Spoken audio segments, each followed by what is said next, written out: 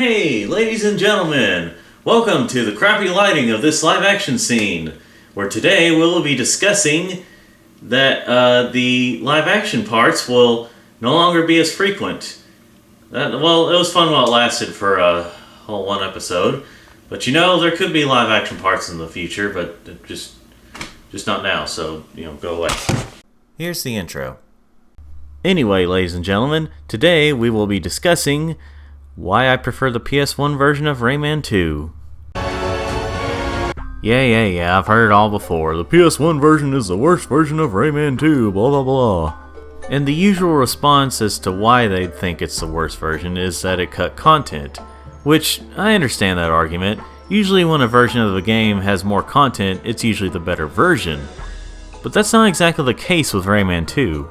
So in this video, I'll be discussing a lot of what was cut from the PS1 version and kind of determine what I think of that content that was cut. So for the sake of comparison, I'll be comparing the PS1 version to the N64 version, which I know that's not exactly everyone's favorite, but it is higher up there in terms of ranking the versions of Rayman 2. When saying which one is best, usually people will say the Dreamcast version or the PS2 version, which they are better than the N64 version, but I would still beg to differ calling them the best versions of the game. So, without any further delay, let's get started. Actually, a couple more things before I get started. I just wanted to say that I played this on an N64 Plus cartridge. While that's not the original Rayman 2 cartridge, I did play this on original hardware, so I got the feeling. Plus, I played through this before, so, Also, I played a digital copy of the PS1 version of the game through my PS3. Basically, where I'm getting at is if anything seems a bit different about these versions, then the setups I have might be the reason for that. I will say real quick, I like the title screen better on the PS1 version over the N64 version, but that should be obvious because the PlayStation version came out later on, so they decided to update some things. But also I wanted to say that I won't be going over a lot of details such as graphics and voice acting in the PS1 version and all that stuff. I think we all know about that. I'm just going to be talking about mostly what was cut from the PlayStation version compared to the others. I mean, yeah, there are quite a few changes here and there in terms of the detail or lack thereof in the PS1 version, but the fact remains. I may mention something here and there, but I think you'll find plenty of videos talking about that. Officially starting out the game, you can see we got a little bit of an open area here.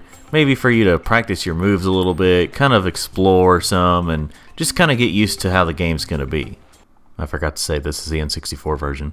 Eventually Murphy will show up, this little creature flying here, and he'll tell you, in his creepy whispery voice, what to do. He comes to you throughout the level whenever you do things, and it gets a little bit annoying after a while. I mean, yeah, this is a tutorial, but still. After getting past the part with Globox's kids, you end up in this big cave area that really has nothing other than this area where you kind of rock climb, I don't know how you describe this, thus getting you to the end of the level.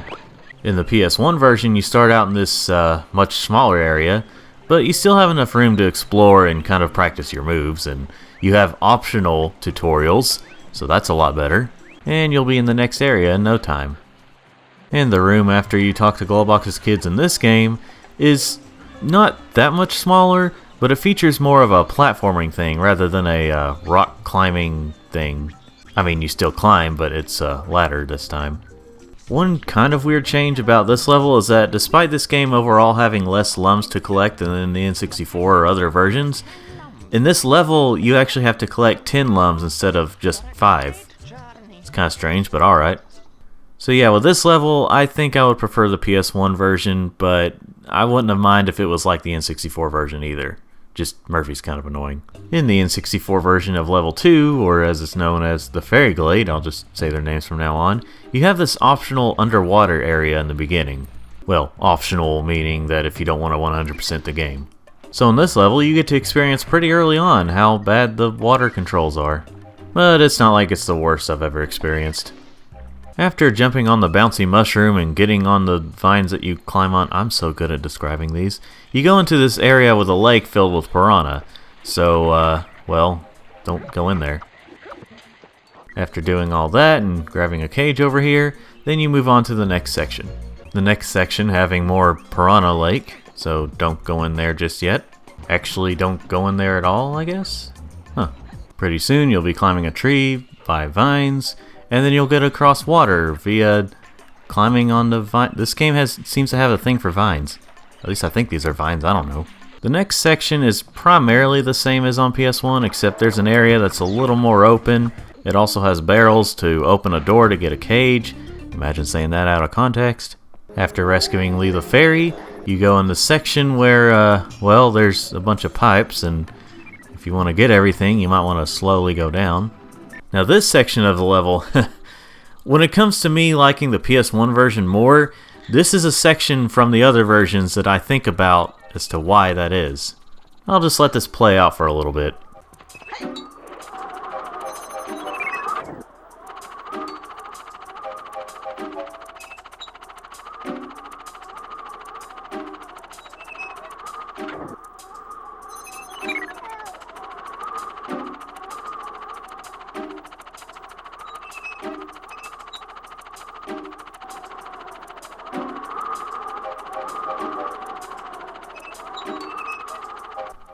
Now why wasn't this one in the PS1 version? Seriously, this section can feel like it goes on forever, especially if you want to get all the lums in the section. I mean, it's not as long as I once thought it was, but it definitely feels pretty long. But at least after that, you get to the end of the level. In the PS1 version, a lot of that stuff is gone, including the underwater section and the piranha water section, I guess you could call it. The next section is a bit different, considering it's not filled with piranha, but instead this, I guess, oily stuff? I'm not particularly sure what it's supposed to be. But once you turn it off, this is where the underwater section is. It's just not nearly as big. And then you climb a tree via vines and go across the water via... Okay, so it is still here. It's just that the first section was a bit different. Oh, and if you remember those little blue guys from the original Rayman, well, they're here, and you still knocked them out of their eye sockets. They can hurt you, just barely. Anyway, the next section after you free Lee the Fairy, you finish the level. Yep, there's no pipe area, no annoying drawn-out tornado area. You just collect some lums, fight a robot, free the teensy, and you're done.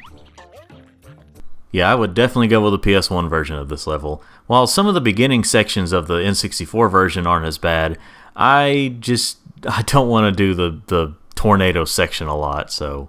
The Marshes of Awakening is pretty much the same in both versions, just with the exception of this area over here, but we'll get to that later on. There might possibly be some little tweaks here and there in the PlayStation version, but other than that, it's pretty much the same thing.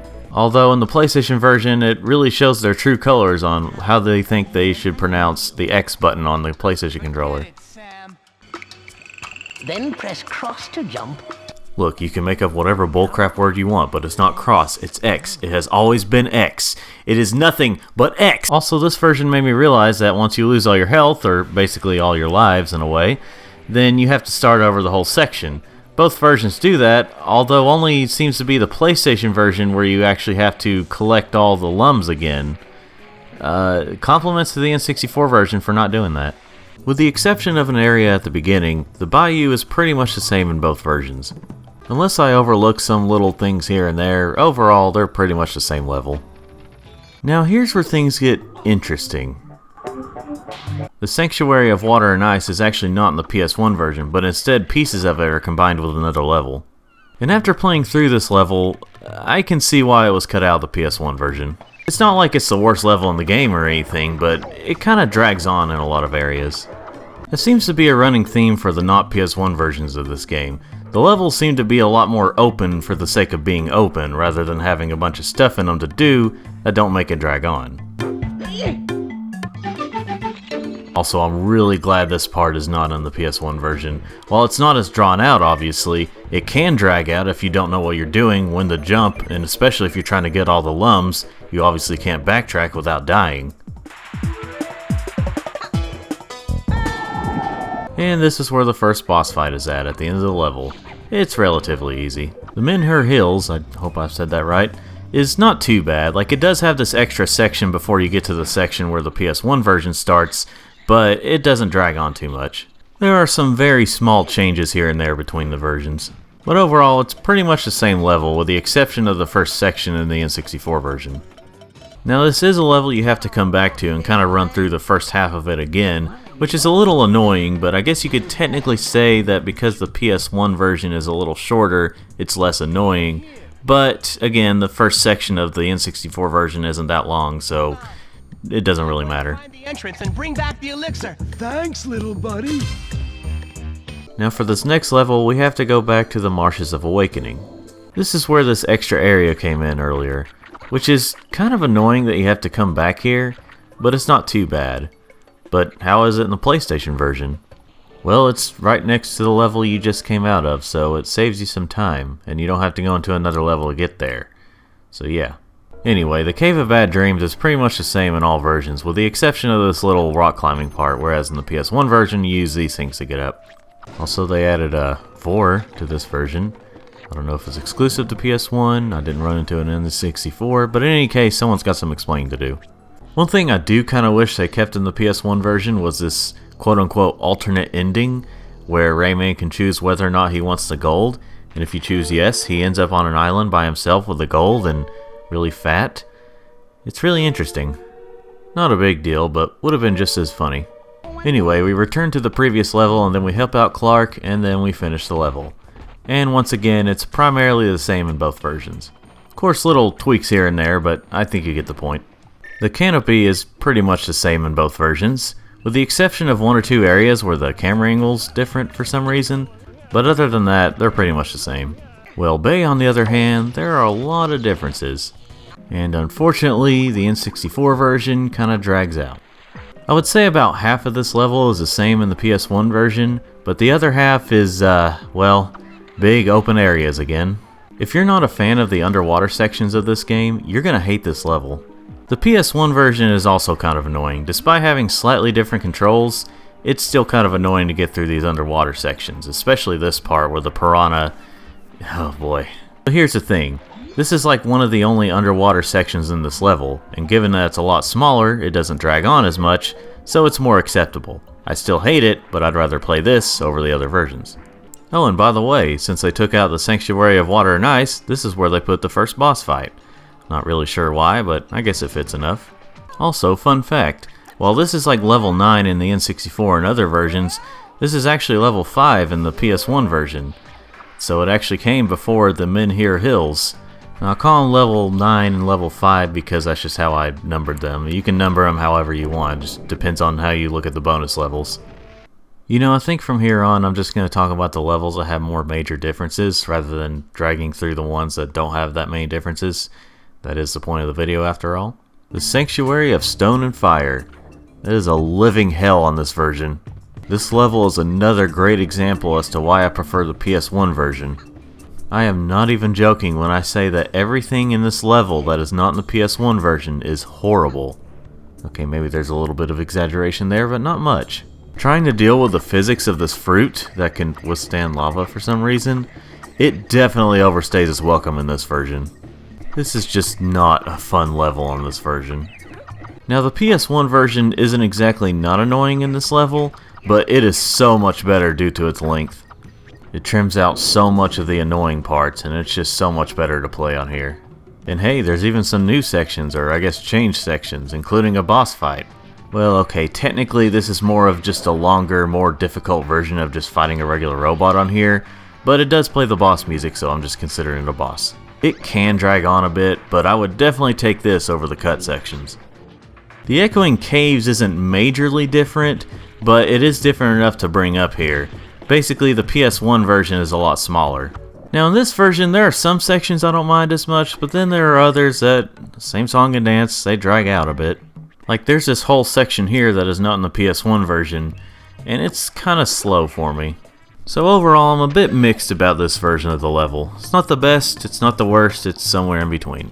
Of course, overall, I still prefer the PS1 version because, say it with me now, it's shorter, it's smaller, it's straight and to the point. The precipice, however you say that, is basically the same across both versions. They're just more yellow lumps to collect in the PlayStation version. The Top of the World is another level that was completely cut out of the PS1 version, and unlike the previous one that was like that, there are no sections of this level that are in any other level. It's just completely out, and honestly I am a bit glad of that. It's mostly due to this beginning chair section. In theory, it should be a fun time. In practice, it's really not. If you run into anything, you die, and you have to start over. It's mostly annoying when you're trying to get all the lums. The rest of the level is okay if you remember what all to do and where to go. If you don't remember, it can take a while. The Sanctuary of Rock and Lava is basically the same across both versions, with the exception of a couple of things here and there. Although in the not PS1 version, it kind of feels a little more drawn out. I'm not sure what it is, it could just be my feeling of this version overall. Although I can tell you for sure that this part really drags out, even in the PS1 version. But overall, it's largely the same, and it's okay on both versions. You know, I kind of broke my own promise from a few minutes ago where I was just going to talk about the levels with major differences, but screw it, we're getting close to the end, I'll just include them all. Beneath the Sanctuary of Rock and Lava is largely the same too, with a little changes here and there. Okay then. This level can drag out a little bit, but it's not as bad. It's kind of fun to fly around as Rayman. What is kind of interesting that I didn't know about is that if you revisit this level in other versions, you don't have to fight the boss again, but in this version you do. It's kind of odd, but okay, it's not that bad. In the Tomb of the Ancients, you have this kind of drawn out part right here where there's a couple of different paths you have to go to. I will say that I do really like the look of this part of the level, but it kind of feels like padding at this point. Also, I'm not really sure if this is blood over here. If it is, that's a ton of blood in an E-rated game. The sections after that are also kind of a drag. Not nearly as bad, but well, you know, I'm kind of exaggerating here, but it does drag out a bit. Right before the level ends, you have to fight a hypnotized Clark. It's kind of interesting. In the PS1 version, they cut out the entirety of the first section and then trimmed down the rest of it. So you can take a wild guess as to which version I prefer. The Iron Mountains is, oh boy, here we go. The first part of it isn't too bad. There might be a couple little slow sections here and there, but it's overall fine. Some platforming here, some gliding / platforming there. It's all fine and dandy at first. And then we get to the last bit of the level where you start out on the rocket. I mean, riding the rocket isn't too bad or anything, but when you don't know what you're doing and you're constantly moving, it gets really annoying. After hitting all the switches, you open this door, and then you just kind of have to figure out where to go. At first, I thought you had to defeat this giant robotic chicken thing. That wasn't the case. I had to struggle looking all around, seeing what all I had to do. There was no clear direction, but oh boy, we got this big open area, so that's cool, right? I eventually looked it up and found out you had to jump this little bridge over here. I didn't think you had to do that, considering how bad the physics can be on this thing. But yeah, I have played through this before, I just forgot you had to do that. And yes, if you do remember to do that, it doesn't take nearly as long, but it's still frustrating. And oh joy, there's more of this level left. That wasn't the end of it. And this part might possibly be worse than that. The part where you drive the boat. This should have been a fun moment, but this is very much the opposite of that. What you have to do in this part is go through this maze-like area and rescue all of Globox and his wife's children. You have to sit through this really, well, not too long of a cutscene, but it feels like a long time when you have to see it 4 times. At least I think it's 4, I kind of forgot at this point. And it is so slow. Oh, and guess what? You have a health meter. If you lose that all, you have to start all over, including watching those little cutscenes. And like I said, it's maze-like, so when you don't know where you're going and all the places look the same or very, very similar, you're gonna get lost your first time. I found it to be nothing short of a miracle that I remembered where to go and remembered how not to die. But thankfully, this is the end of the level. In the PS1 version, which is called the Gloomy Island for some reason, it is a lot less painful. Again, the first part's not too bad, it's very similar to the N64 version. They trimmed a couple of things here and there, but it's mostly the same. You do still have to ride the rocket thing, and in some ways, it's a little worse than on N64, because you have to hit the switches on this thing, which is, it really doesn't work out too well with these kinds of physics. But here's the thing. After you do this part, you get a couple of cutscenes, and the level is over. No frustrating moment where you have to figure out where to go, no long and drug out flying ship moment. this is it. Plus, exclusive to this version, you get this part.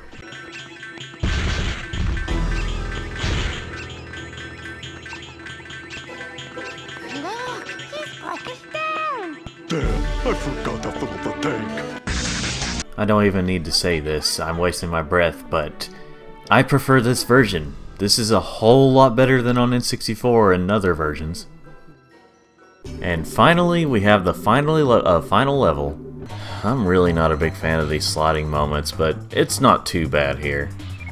You just gotta hit the switches at the right time, you gotta try to collect all the lums you can, and you're good to go. The next section is, well, there's been worse, but I'm just not a big fan of this either. It's another section where if you don't know what you're doing, it's going to take you a long time to figure it out, but again, there's been worse. Also, fun fact, the clip you're seeing right now, assuming you're watching this, is actually my second attempt at this level. As in, my first one, I got very lost and I didn't know what to do and it took me a long time to get through it, but then something happened because technology is great and my recording got messed up and got deleted. So, yeah, what you're seeing right now is after I figured out what to do. You know, honestly, I'm probably causing people not to trust me when I say I've played through this before. You just gotta trust me on it. Anyway, this part's kind of frustrating too, because of course it is. You have to go around and try and dodge obstacles and lasers and things like that, which you can scrape up against some things or get hit by 1 or 2 lasers and be fine, but if you run into so many things, you're instantly dead because the rocket explodes. Then finally we get to the final boss, Razorbeard, and his giant robot thing I forgot the name of. There's a cutscene explaining it. Now the first part of the boss is pretty much the same in both versions, but then when you get to the second part, it's very different. And, well, what do you think? Of course I don't like this version. You have to fly around and get these little ball power-ups and then knock him into the lava by hitting his hands, and then hitting him while he's in the lava. You have to do all this while he fires these little ball missiles at you, which you have to make stupid maneuvers to try and dodge, because if you fly straight, then they'll catch up to you. Sometimes, by that I mean a lot of the times, he'll raise the lava level, thus causing you to have to wait until it lowers before you can get the power-up to even hit him. This is just not fun. Oh, but don't you worry, it gets better with this information. If you die, you're starting this whole section over. So you have to wait for the lava and do all that again if you die. Now luckily, despite having a really long health bar, he doesn't take that many hits to take down. So all those long moments are mostly just from what all you have to wait on and what all you have to do. And after that boss fight, you see a couple of cutscenes and the game ends. It's pretty much the same on both versions of the game. And now that we've finished things off on the N64 version of this game, let's finish things off on the PS1 version. Well, one big thing to note is that the PS1 version, they separate the final level from the final boss. So that's actually kind of good right there. Also, they took out all the yellow lums in this level. Since there's only 800, they decided to put none of them in the final level, which is really good for this sliding moment because you don't have to potentially die trying to get them all. The sliding stuff still isn't my favorite, but at least I'm not trying to waste my time getting all the yellow lums is where I'm getting at. The beginning part of this section they took out, which is good, but unfortunately the more annoying part is still here. Luckily though, they did trim some things to where it's not as annoying. Now this cutscene right here actually wasn't in the N64 version, and I was going to go on about how cool it was that it was only in this version, because it's a really good scene, but it's also in the Dreamcast version, and I imagine the PS2 version and stuff, so can't go on like that, I'd look like a fool. Don't get me wrong, it's still a cool cutscene, just, you know. And like I said earlier, the final boss is pretty much the same in both versions when it comes to the first part, but what about the second part? Well, in the PS1 version, it feels more like a Star Fox boss, which, in my opinion, is a lot better. In this version, you kind of have to go down a hallway here and dodge obstacles, but also, whenever he fires bombs, you have to hit him back to him, and whenever he fires missiles, you have to make sure not to get hit by it and make sure he's the one who gets hit. Now, in this version, he takes more hits. However, because of how much easier it is, it doesn't feel as long. And unlike the other versions, I actually had some fun playing this one. And like I said earlier, you get the same 2 cutscenes, so this is the ending. But we're not done with the PS1 version just yet. If you've collected at least 90% of all the yellow lums, you get to play this. This is what was originally going to be Rayman 2. Obviously this is unfinished, but you know. While people who played other versions didn't get to see what was originally going to be, PS1 owners got to see it. Now obviously I'm not saying this is the reason to play through the PS1 version, but this is still a pretty good reward. And that was Rayman 2 on N64 and PS1. But I'm not quite done yet. The racing levels in the game are very similar. I mean, there's some differences here and there, and how you get to them is a bit different, but other than that, they're basically the same thing. The only thing left to comment on are the mini-games. Technically just mini-game here in the N64 version, but you know. This is also something that was cut from the PS1 version. This is your reward for completing a level, and it is crap.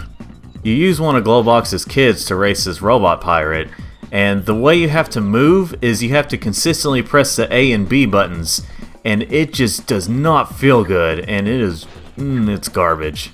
And if you're wondering if anything changes up, you pretty much just do the same level but in slightly different ways. I am glad this is not in the PS1 version. There are more minigames in the Dreamcast and PS2 versions, but honestly they still don't look like they're worth getting those versions over the PS1 version. So yeah, despite having the least amount of content out of all the other versions, except on Game Boy Color, but obviously that's Game Boy Color, I still prefer the PS1 version. And like I said earlier in the video, I understand that when it's the same game but with more content, usually that's the better version, but in the case of Rayman 2, that extra content bogs down the other versions. And listen, it's perfectly fine if you prefer the other versions over this, if you can handle the extra content that's there, but if you're trying to convince someone like me who prefers the PS1 version and say it's actually the worst version, and then you show me the content that was actually cut out, you're not going to convince me. I've played through the PS1 version, I've played through it on N64, DS, and 3DS, and I still prefer the PS1 version. I have played a little bit of the one on PS2, Rayman 2 Revolution, and I like the concept of having a hub world. I just don't like the way this game is set up. Also, they added everything that I didn't like back in it, so yeah. Now, with all my complaints said, I still don't think that the other versions are bad. The other versions are still solid experiences, I just don't like some of the content that was in it. I'll just leave it at this. If you prefer to have everything intact and don't mind the long and frustrating moments and the way the minigames play, then go with one of the other versions.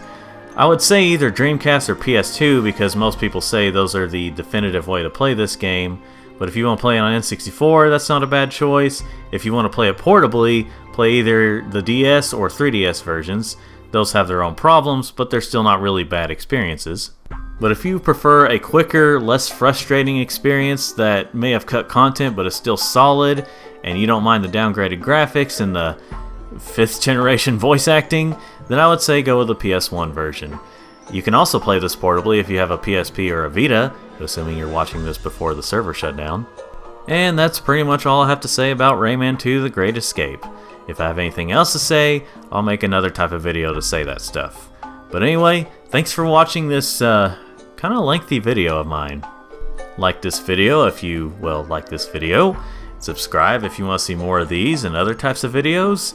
And again, thanks for watching. Whew, finally got through that video.